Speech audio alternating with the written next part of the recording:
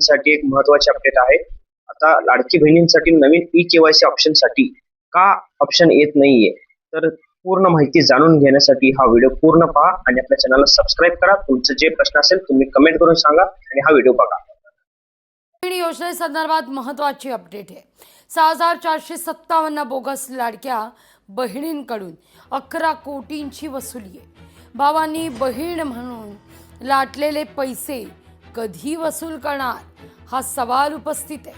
घुसखोर भावांनी बहीण म्हणून काही पैसे लाटलेले होते, यात 22.96 कोटींची वसुली आहे आणि ती कधी करणार हा सवाल उपस्थित आहे।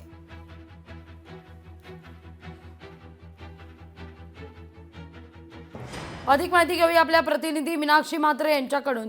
मीनाक्षी, अनेकदा आजवर बऱ्याचदा लाडकी बहीण योजनेला चाळण लागल्याचं आपण पाहत आलोय।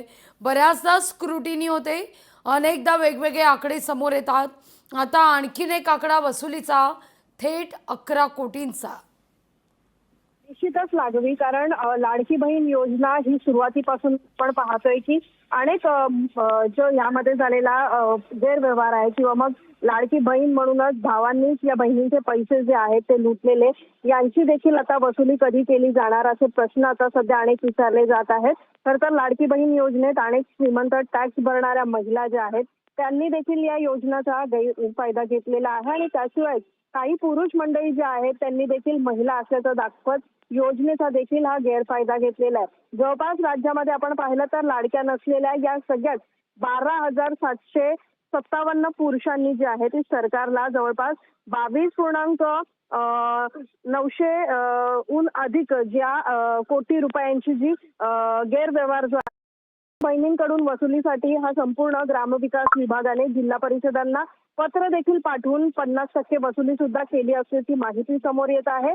संपूर्णतः आपण पाहतोय की घुसखोर भावांनी बहिणींकडून हे संपूर्ण पैसे जे आहेत, कोट्यवधी रुपयांचे पैसे जे आहेत ते लाटलेले आहेत आणि त्यामुळेच एकूणच आता 22.96 कोटींची वसुली ही कधी केली जाणार असा हा प्रश्न सध्या उपस्थित केला जात आहे।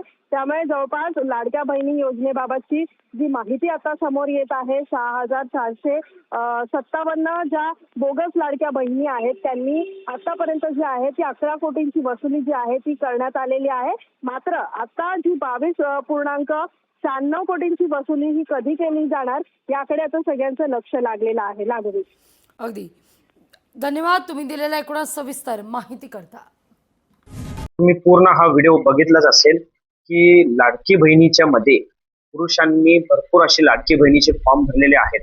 त्यामुळे सगळ्या लाडकी बहिणींसाठी नवीन ई-केवायसी करायची संधी देत नाहीये लवकर सरकार, कारण की त्यामुळे जे लाडकी बहिणीचे फॉर्म भरलेले आहेत पुरुष, त्यांनी सुद्धा मग ते ई-केवायसी करणार आणि त्यांना सुद्धा ते लाभ भेटावा म्हणून असे भरपूर ठिकाणी भरपूर गावामध्ये हे चालू आहे।